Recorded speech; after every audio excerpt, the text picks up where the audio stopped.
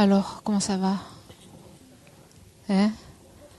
Ça va avec le chérissement de soi qui nous tient bien chaud depuis des temps sans commencement. Comment s'est passée la méditation ce matin? C'était bien? Hein? C'est bien? Ouais. Il y a eu des gens qui ont un peu été dérangés par... parce qu'il y avait deux groupes ici. Hein? D'accord. Il y a des gens qui ont trouvé dérangeant d'être deux groupes ici ou dans l'aile ouest. Ça va, vous n'êtes pas gênés? D'accord. Donc pour les méditations, oui, j'ai parlé aussi un peu avec des personnes qui ont guidé et qui m'ont dit que ça aurait été bien d'avoir les sujets avant. En fait, on a parlé des sujets hier. Donc pour les sujets de méditation, en fait, bon, Geshe l'a dit, c'est vrai, c'est Tonglen, hein, la méditation principale. Donc ce matin, vous avez fait quoi? Vous avez fait les inconvénients du chérissement de soi? Et vous avez fait les bienfaits aussi du chérissement d'autrui. D'accord. La motivation de l'échange. Et vous n'avez pas fait Tonglen, donc. Donc, d'accord. Oui, ça c'est ce qui vient avant, d'accord. Oui. Non, d'accord, mais je veux juste savoir ce que vous avez fait, d'accord. Donc, je pense que demain, c'est Nganga qui va guider. Hein, c'est ça le plan, hein. Donc, je pense que demain, sûrement la même chose en associant Tonglen. Et par la suite, donc demain c'est mercredi. Non, aujourd'hui c'est mercredi. Jeudi. Donc, vendredi, samedi, dimanche. Donc, ça va être Tonglen, à moins que d'ici la fin, il y ait autre chose. Donc, on peut faire Tonglen de différentes façons. Hein. Donc, les personnes qui feront la prochaine fois, ça sera sûrement Tonglen. Si vous voulez vous préparer. Je ne sais pas si vous avez déterminé déjà. Vous en parlerez demain, je pense. Hein. D'accord. Sinon, au niveau de l'emploi du temps, ça va? Hein? Vous vous ennuyez pas? Ouais. Je pense qu'il y avait des gens qui étaient peut-être un peu soucieux parce qu'ils disent qu'il y a encore beaucoup de strophes à voir. Ouais. Oui, on doit faire tout. Je pense que ce matin, Geshe-la était surpris parce que finalement, il était tellement inspiré qu'il a passé beaucoup de temps sur ces strophes. Hein. Mais c'était très bien, oui, bien sûr. Mais je pense qu'il a passé plus de temps qu'il pensait. Mais de toute façon, il n'y a pas de problème parce que on pourra faire tout. Aussi, je pense qu'il y avait des gens qui pensaient peut-être avoir des enseignements l'après-midi. S'il y a besoin, Geshe-la enseignera. S'il a besoin, lui, il y a toujours la possibilité, évidemment. S'il y a besoin d'enseigner, il enseignera. Mais sinon, c'est bien aussi d'intégrer soi-même, hein, de faire aussi quand vous faites le travail personnel, donc il y a un guide qui vous est donné, des questions, etc. Mais évidemment, vous pouvez tu peux me passer il y a des non, c'est pas ça, les papiers qui vous ont été donnés hier. Ouais, pas ça, non. Vous avez les points principaux. Dans les points principaux, oui, les points principaux, si vous les avez. Donc, évidemment, c'est quelque chose qui vous est proposé dans l'autre. Hein. C'est quelque chose qui vous est proposé, le bleu là, voilà. Ouais. Oui, vous avez du matériel. C'est quelque chose qui vous a proposé les questions que l'on donne. Hein. Vous pouvez toujours, de toute façon, étayer votre travail personnel par des méditations, par des lectures. Hein. Par exemple, aujourd'hui, Geshe-la a parlé des 8 versets. Et c'est bien d'utiliser les 8 versets ou des versets similaires du Lojong, de la transformation de l'esprit, même dans la vie quotidienne. Donc c'est bien de mémoriser, hein, par exemple les 8 versets, ou de mémoriser, comme le vers, il a parlé aujourd'hui du vers qui est dans le Lama Tshepa, dans la... Oui, dans le Lama Chopailier, dans la prière du Lamrim. Nul n'est besoin d'en dire plus. Il n'y a qu'à comparer soi et les Bouddhas et voir où on en est. En fait, ça, c'est le résumé du défaut du chérissement de soi. Des inconvénients du chérissement de soi et des qualités du fait de chérir les autres. C'est aussi, ce vers, il sert à expliquer ça. Nul besoin d'en dire plus, il n'y a qu'à regarder soi-même et les autres et voir en fait où en sont les Bouddhas et où soi-même les Bouddhas qui ont fait l'inversion en fait, au lieu de chérir soi, chérissent les autres, ils sont arrivés à l'éveil, alors que nous qui sommes restés dans la chaleur du chérissement de soi, nous en sommes toujours tournons toujours dans le samsara. Ça, c'est un vers qui résume un peu ces 2 points aussi. Donc on peut par exemple mémoriser ces vers. Ah oui, et aussi dans ça qui vous est donné là, vous l'avez eu ça, Donc ça à l'origine c'était des diapositives qui servaient de présentation, et donc c'est les points principaux. Vous voyez, il y a par exemple les travaux pratiques. À la page 1, au cours de la semaine, essayez de reconnaître l'esprit d'autochérissement quand il surgit. Donc ça c'est un travail à faire à chaque instant. Essayer d'examiner. Donc c'est bien, c'est pour ça que c'est bien aussi d'essayer d'avoir un travail d'introspection. Vous réservez des plages un peu de silence et de travail personnel pour faire ça. Comment est l'esprit quand l'autochérissement se manifeste? Est-il petit, étroit, ou est-il spacieux et vaste? Prenez note des circonstances dans lesquelles il se produit, les moments où il est plus puissant et ceux où il est plus faible. Vous avez ça sur le papier là. Donc vous pouvez vous servir de ça. Je voulais juste... Est-ce qu'il y a des questions? Oui. Tu étais pas là? Ouais. Ouais. Le micro, est-ce qu'il y a un micro? Ouais.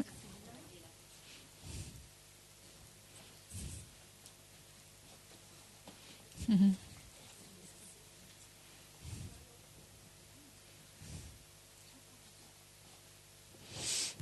Oui, bonjour à tous.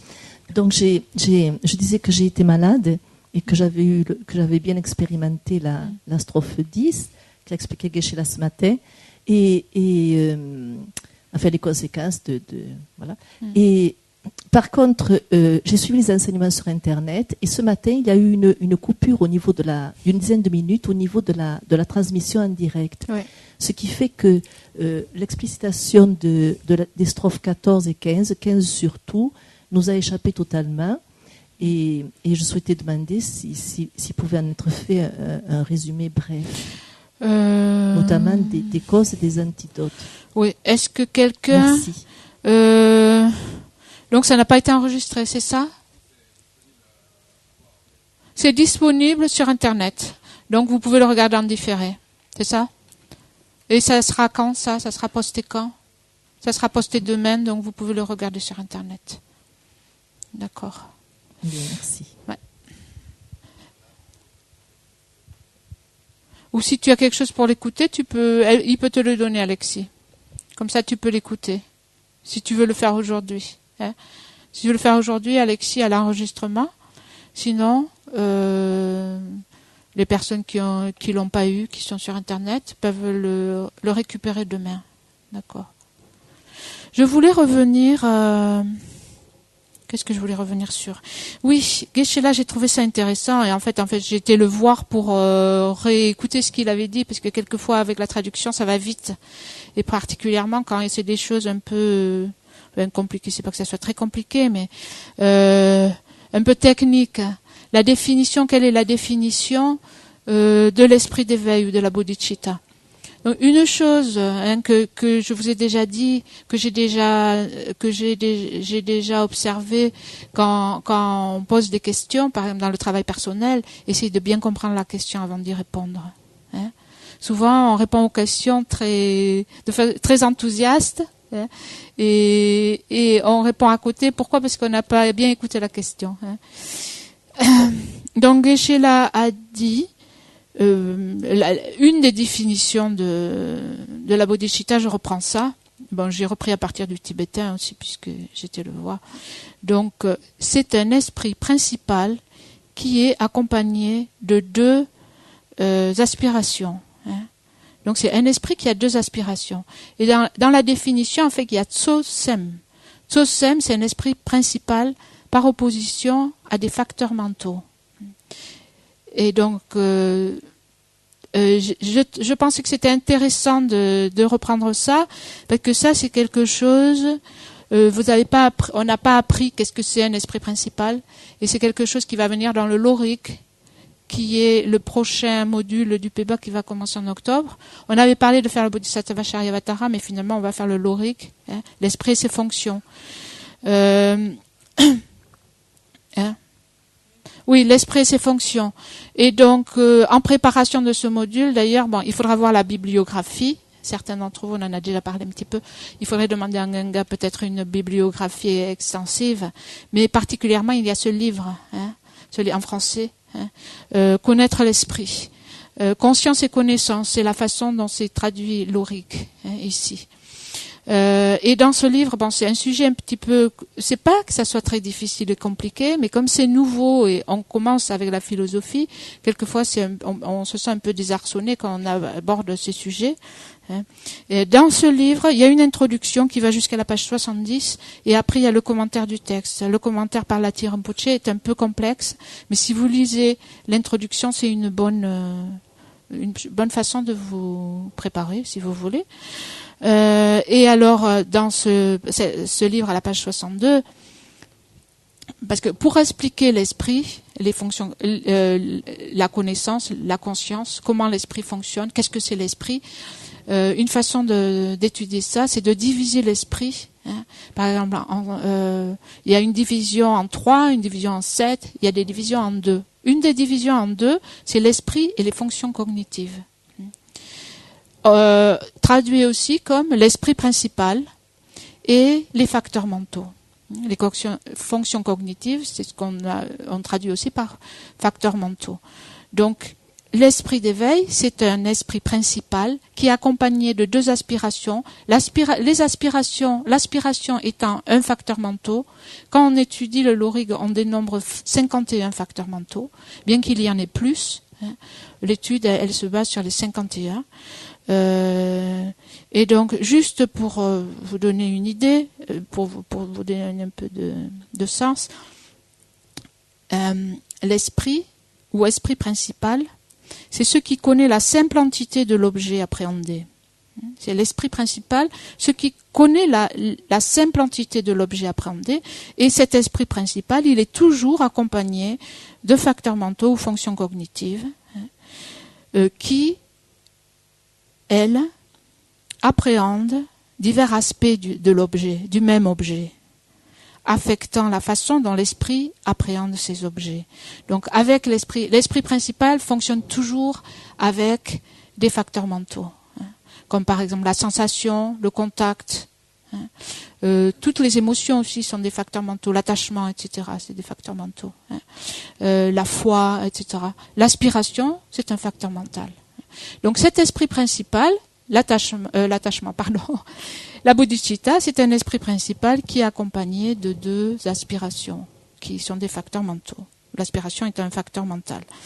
Et donc, c'est le désir d'atteindre, bon ça c'était très clair dans ce que Valérie a dit, c'est un désir d'atteindre l'éveil parfaitement accompli pour être bénéfique à autrui. Et si on explique un peu ça, le désir d'atteindre l'éveil parfaitement accompli pour être bénéfique à autrui, ici, on voit les deux aspirations. Les deux aspirations, c'est les deux bienfaits. On aspire aux deux bienfaits. Le bienfait pour soi et le bienfait pour les autres. Le bienfait pour soi, c'est d'atteindre l'éveil parfaitement accompli. C'est-à-dire, ici, c'est l'aspiration qui recherche le Dharmakaya. Le bien pour soi, c'est d'atteindre le Dharmakaya, l'esprit du Bouddha. Et le bien pour autrui, c'est l'aspiration qui recherche le Rupakaya, le corps de forme. Le corps de forme, c'est ce qui va être bénéfique aux autres.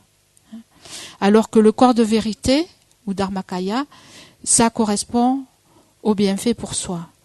Et donc on pourrait se dire, mais comment ça se fait, la bodhicitta, c'est l'esprit altruiste, comment se fait-il qu'on cherche le bienfait pour soi? En fait, cette aspiration qui recherche le Dharmakaya, ces deux aspirations, en fait, leur résultat, c'est l'état de Bouddha. On atteint l'état de Bouddha, c'est-à-dire le Dharmakaya et le Rupakaya. Et les deux marchent ensemble. Atteindre le Dharmakaya, qui correspond en fait au résultat du bienfait pour soi-même, c'est pas séparé de l'atteinte du Rupakaya, atteindre le bienfait pour soi, le résultat, qui est le résultat de l'aspiration du bienfait pour les autres. Donc les deux marchent ensemble, l'aspiration du bienfait pour soi et du bienfait pour les autres.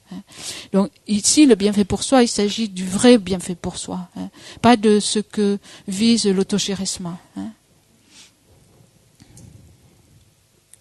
Donc ça me semblait intéressant. Et aussi, quelque chose que je voulais partager avec vous.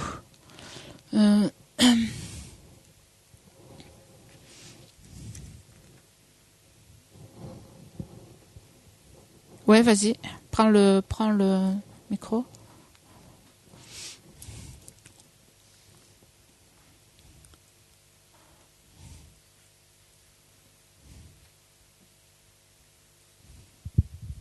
Par rapport à l'esprit d'éveil, hier on a parlé de la bodhicitta conventionnelle et de la bodhicitta ultime. Oui. Avec dans la bodhicitta conventionnelle, si je me rappelle bien, il y avait celle d'aspiration et là ça m'échappe parce que j'ai pas préparé. Et d'engagement, voilà. Est-ce qu'on peut considérer que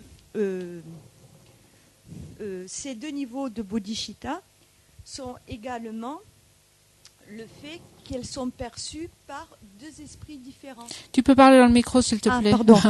Est-ce qu'on peut considérer donc que ces deux niveaux de bodhicitta, la bodhicitta conventionnelle et la bodhicitta ultime, en fait, c'est qu'elles sont appréhendées par deux consciences, différentes. Ben, c'est-à-dire la bodhicitta ultime, c'est la sagesse qui réalise la vacuité. Oui. Et la bodhicitta conventionnelle, c'est ce qu'on appelle l'esprit d'éveil. Donc la bodhicitta ultime, en fait, elle est appréhendée par un esprit qui a réalisé la vacuité. Mais ce qui là où ça me pose question et que c'est plus assez net pour moi, c'est que si j'ai bien compris, c'est pas parce qu'on a réalisé la vacuité qu'on a atteint la bouddhéité. Non.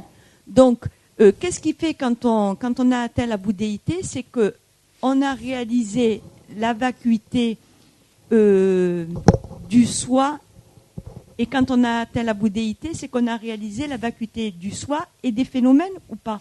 Non. Quand on parle de réaliser la vacuité, parle, si on parle de l'école Prasangika, on réalise la vacuité sur le soi de la personne et des phénomènes, puisqu'en fait dans cette école il n'y a pas de différence de subtilité.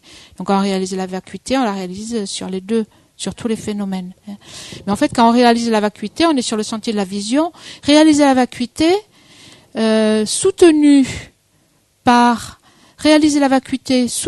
la bodhicitta conventionnelle, c'est ces deux qui vont faire, à partir du moment où on réalise la vacuité, on élimine les voiles. C'est là qu'on commence à éliminer les voiles.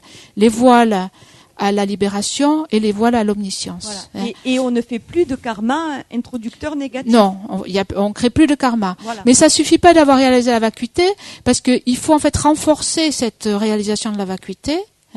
Et c'est que progressivement, que les voiles vont être éliminés, et pour ça, en fait, il faut tout le sentier de la vision, tout le sentier de la méditation, et donc progressivement, on élimine les voiles, des obscurcissements, en fait, les voiles à la libération, les voiles à l'omniscience, et donc quand on a tout éliminé, on devient Bouddha. Et qu'est-ce qui permet d'éliminer? C'est la sagesse qui réalise la vacuité.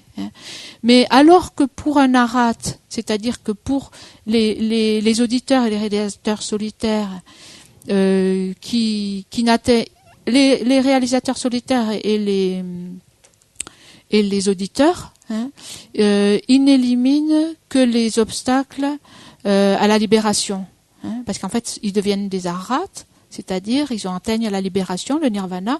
Donc ils éliminent, grâce à la sagesse qui réalise la vacuité, ils éliminent tous les obstacles à la libération, qui sont en fait les gnomons, les kleshas, ce qu'on appelle les émotions perturbatrices, les émotions négatives, tout ça. Donc c'est ça qu'ils éliminent. C'est leur objet principal d'abandon.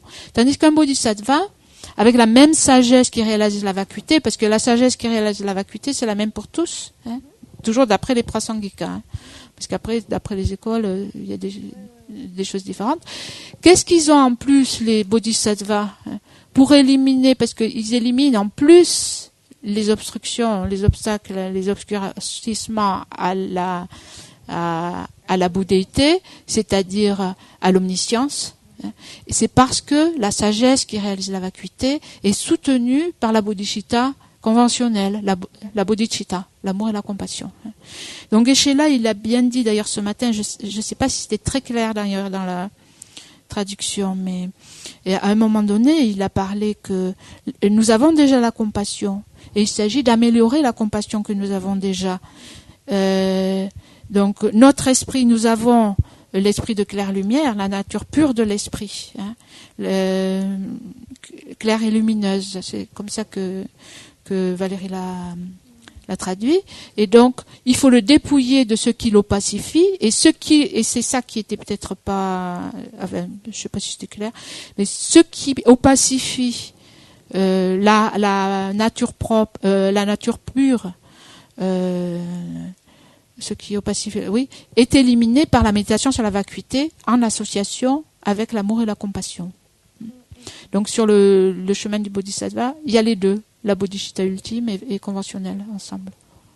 Donc ce qu'a le bodhisattva que n'a pas l'ara, c'est qu'il a le chérissement d'autrui. Oui. Et c'est ça qui permet... il a la bodhicitta.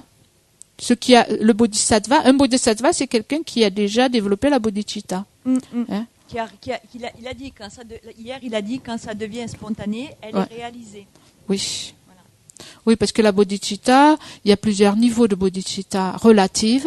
Donc la bodhicitta d'aspiration, la bodhicitta d'engagement, hein, et puis il y a aussi au début quand on s'entraîne, c'est superficiel. Hein, ou comment il y a eu d'autres superficiels ou non, c'est pas une question de conceptuel parce que la bodhicitta c'est conceptuel, hein. C'est je sais plus quel mot elle a utilisé Valérie, artificiel, ouais, artificiel. Au début c'est artificiel et puis après c'est spontané, voilà. Donc ça c'est la bodhicitta. D'accord. Ça va? Ça t'a éclairé? D'accord. D'accord. Oui, parce que quelquefois, on pense, si on arrive à la vacuité, on devrait arriver au but, mais ça suffit pas on a l'instrument quand on réalise la vacuité. Mais en fait, on n'a pas terminé le sentier. Ouais, faut faire c'est là que ça commence, exactement.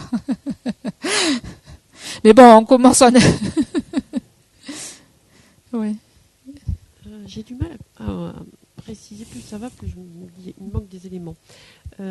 Quand un bodhisattva acquiert la sagesse qui réalise la vacuité, parle bien dans le micro. Accompagnée de la bodhicitta, pourquoi elle est conventionnelle, pourquoi elle n'est pas ultime? À partir du moment si un bodhicitta a atteint la vacuité, pourquoi elle est il y a les deux. Accompagnée Il y a les deux. De la conventionnelle. En motivation, si tu veux. Il faut la méthode et la sagesse. On parle de pratiquer la méthode et la sagesse en union. Hein? T'as entendu ça? Les deux ailes de l'oiseau. Donc c'est quoi la méthode? C'est la bodhicitta relative et la sagesse, c'est la bodhicitta ultime. Hein? La sagesse qui réalise la vacuité. Et donc il faut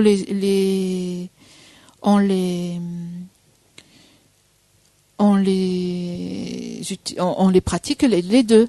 D'ailleurs, à un moment donné, bon là, je sais plus où c'est, mais dans l'enseignement, Geshe l'a dit, si on a que la sagesse qui réalise la vacuité, avec la sagesse qui réalise la vacuité, qui n'est pas soutenue, hein, il faut pratiquer les deux. La sagesse qui réalise la vacuité, il faut qu'elle soit associée à la bodhicitta. Hein. Et vous l'avez ça c'est ce matin qu'il a dit ça?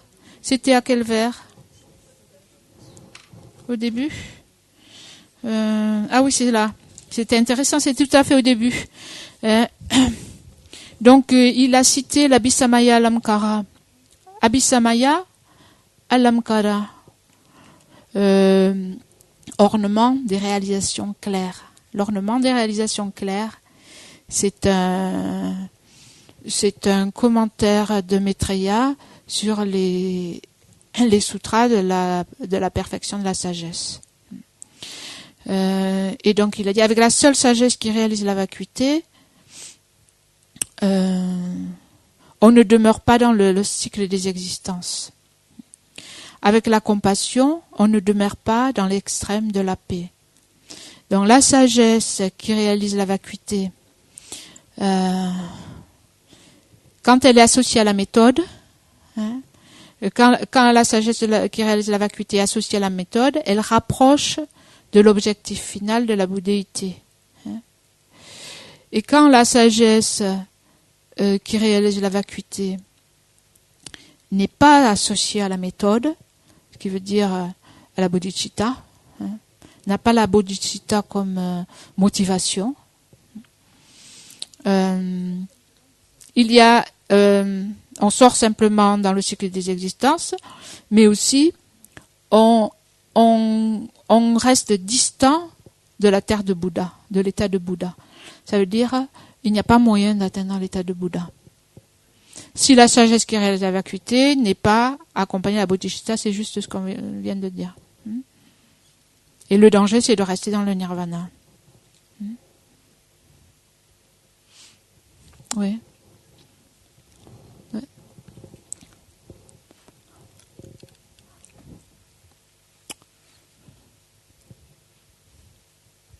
Oui, j'avais une question justement sur ce point, mais je pense que c'est parce que j'ai mal noté. Parce que quand j'ai noté, j'ai écrit si on ne développe pas la grande compassion, on va rester dans le samsara. Et j'ai marqué qu'on reste donc dans l'extrême de la paix. Et j'avais cru comprendre avant que c'était l'inverse. C'était si on non, ce qui te manque là, si on ne développe pas la grande compassion, c'est-à-dire si on n'a pas la bodhicitta, rien qu'avec la sagesse qui réalise la vacuité, alors, qu'est-ce que tu as dit? Alors non. Alors Ah oui. Alors, on sort du samsara, c'est ça?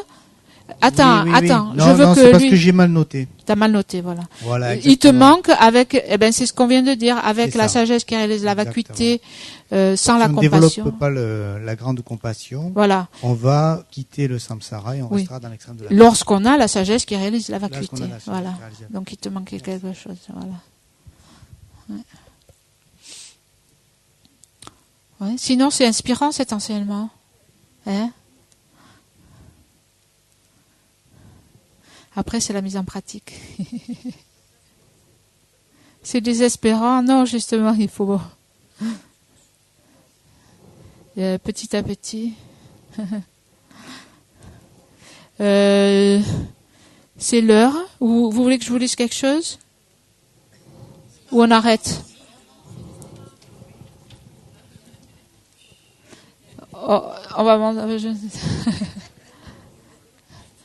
non, parce que c'est l'heure, si vous voulez, on peut arrêter. Qui c'est qui va arrêter? Non, moi je montre le doigt. Il y a 4 personnes qui veulent arrêter. Mais c'est l'heure, peut-être on a... Bon, hein? C'est juste une question de temps, oui. Ouais. Eh bien, on le fera la prochaine fois, alors. Okay. Je perds du temps. Ok, 5 minutes. Alors, attends, parce que... c'est un... Je traduis, c'est de l'anglais. Hein, c'est un livre en anglais. Donc, le chérissement de soi... Donc, excusez le français, je vais essayer de parler français quand même. Le chérissement de soi, c'est un attachement qui est dirigé vers soi-même, que nous avons généré de façon spontanée depuis des temps sans commencement. C'est ça l'ennemi vrai, le vrai ennemi, l'ennemi réel. l'ennemi réel. Pardon, ciao. Nous sommes hypnotisés par cette attitude de chérissement de soi. Comme hypnotisés, fascinés par cette attitude de chérissement de soi, comme un enfant qui est fasciné, hypnotisé par un objet aux couleurs brillantes. On est là parce qu'on croit que c'est ça qui va nous donner le bonheur. Et alors que il nous promet tant, cette attitude que l'on a, parce qu'on veut le bonheur, donc on croit on s'accroche à ça. Et ça alors que cette attitude, elle nous promet tant, en fait, elle est complètement destructive. Elle nous pousse dans les souffrances des royaumes inférieurs. Et on peut voir aussi que dans la vie présente, elle nous conduit à des conflits, à des problèmes, etc. Elle n'entraîne que des problèmes, en fait. Au contraire, l'attitude qui consiste à chérir les autres, c'est une intention positive extraordinaire qui vient, en fait, de raisonnement logique correct. Le seul problème, c'est que c'est difficile pour nous à pratiquer.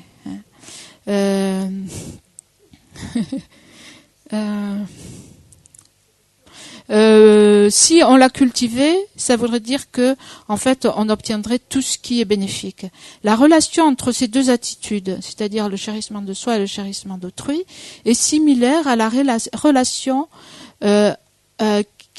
entre l'attachement et l'affection, l'amour. Il y a une comparaison ici, dans ce livre, qui est faite entre l'attachement et l'amour. La façon dont l'attachement et l'amour regardent les autres, les deux en fait voient les autres d'une façon attirante, d'une façon positive, que ce soit l'attachement ou l'amour. Cependant, donc elles voient les autres d'une façon attirante, mais ce sont cependant des attitudes complètement opposées. Opposées tant qu'à leur effet et la façon dont elles fonctionnent et leur effet. Et de la même façon, ici, il y a une similitude entre l'attitude de chérir les autres et les chérir autrui, dans ce que on voit en fait quelque chose d'attractif, mais à part ça, en fait, elles sont complètement opposées. Alors là, c'est quelque chose que je trouve intéressant parce qu'il dit l'attitude de chérissement de soi ne sait pas, en fait, c'est une espèce d'ignorance. C'est relié il y a un facteur d'ignorance dans l'attitude de chérissement de soi. Parce qu'en fait, cette attitude, elle ignore ce qui nous est bénéfique. Elle ignore comment prendre soin de soi-même. Elle nous promet quelque chose, mais en fait, c'est tout l'opposé. Donc, il y a une espèce d'ignorance, de confusion, qui est à la base de cette attitude. On croit bien faire, mais en fait, c'est un type d'ignorance. Alors que, d'un autre côté, la pensée de chérir les autres, c'est discriminer, c'est faire la différence entre des actions bénéfiques et les actions non bénéfiques. C'est-à-dire que ce qui motive le chérissement de soi, c'est une espèce d'intelligence qui sait faire la différence, en fait, qui sait faire la différence entre des actions nécessaires et des actions préjudiciables. Il y a ce facteur d'ignorance et de sagesse qui fait la différence entre les deux. Et puis là, il y a une comparaison. La différence entre les deux, en ce qui concerne les buts achevés, les buts réalisés, la différence entre les deux, est semblable à la différence entre un signe qui se pose sur un lac et une poule d'eau qui se pose sur un lac. C'est la comparaison qui est donnée. Oui. Donc en fait, ensuite oui, la comparaison qui donne, la prochaine comparaison qui dit, c'est que en fait, on veut tous être heureux, et en fait, c'est complètement inapproprié de s'accrocher à cette attitude de chérissement de soi et d'ignorer les autres. Pourquoi? Parce que c'est comme deux amis, par exemple. Deux amis qui se trouvent dans un marécage et qui s'enfoncent dans un marécage. Est-ce que ça leur servirait à quelque chose de passer leur temps à tourner l'autre en dérision et à se moquer de l'autre? À quoi ça leur servirait? Il ferait mieux de combiner leur énergie pour s'en sortir ensemble. Et donc, nous et les autres, nous sommes dans la même position, on veut tous le bonheur, on ne veut pas la souffrance, mais on est complètement pris dans ce voile, dans cette toile d'ignorance qui est comme une toile d'araignée qui nous prend, comme un marécage en fait, qui nous empêche de réaliser nos buts. Et donc, au lieu de voir la situation comme chacun pour soi, on devrait méditer sur l'égalité de soi-même et des autres, et on devrait méditer sur le besoin qu'il y a à aider les autres, à s'en sortir et à s'aider les uns les autres. Donc, en conclusion, il dit, il y a de nombreux raisonnements. Donc, il faut utiliser l'intelligence et les raisonnements aussi. De nombreux raisonnements confirment les bienfaits du fait de chérir les autres. Et donc, utilisez votre capacité de raisonnement dans votre pratique et utilisez vos capacités de raisonnement dans votre pratique et ne portez pas juste, ne faites pas ça comme une mascarade, comme quelqu'un qui médite. Et qui s'en tient de façon aveugle, sans questionner une formule de méditation. Donc ne méditez pas, ne pratiquez pas de cette façon, sans se poser de questions, sans questionner l'enseignement, sans questionner et en suivant aveuglement une formule et en faisant comme si on méditait vraiment. Mais essayez donc de vraiment pratiquer du fond du cœur en appliquant les raisonnements aussi qui montrent pourquoi le chérissement de soi nous mène dans l'erreur, pourquoi le chérissement des autres nous mène au bonheur. Voilà, c'est intéressant. Donc on peut s'en tenir là, ça fait presque 10 minutes. Et on fait la dédicace. Page 91. Donc on peut utiliser notre temps aussi entre les sessions à méditer, à réfléchir. Page 91.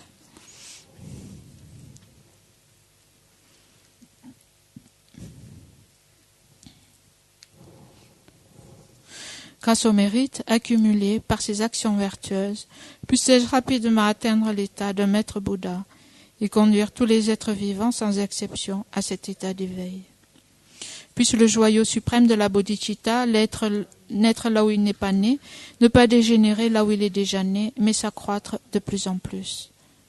Et aussi la bodhicitta ultime, puisse le joyau suprême de la vue de la vacuité naître là où il n'est pas né, ne pas dégénérer là où il est déjà né, mais s'accroître de plus en plus.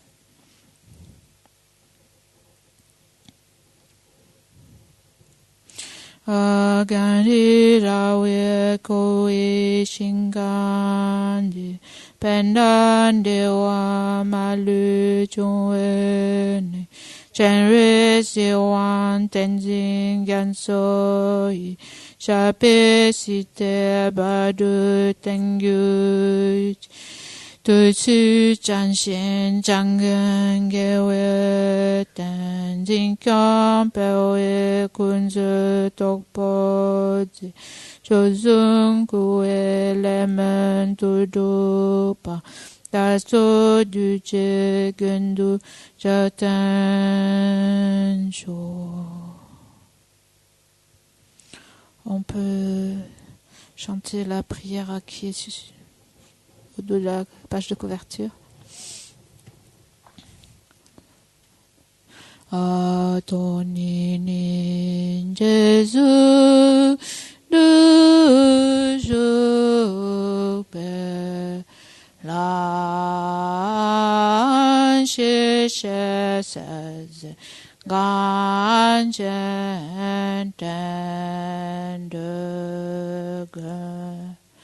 Shanape moten zinganso la sewatep so she de lo do jo.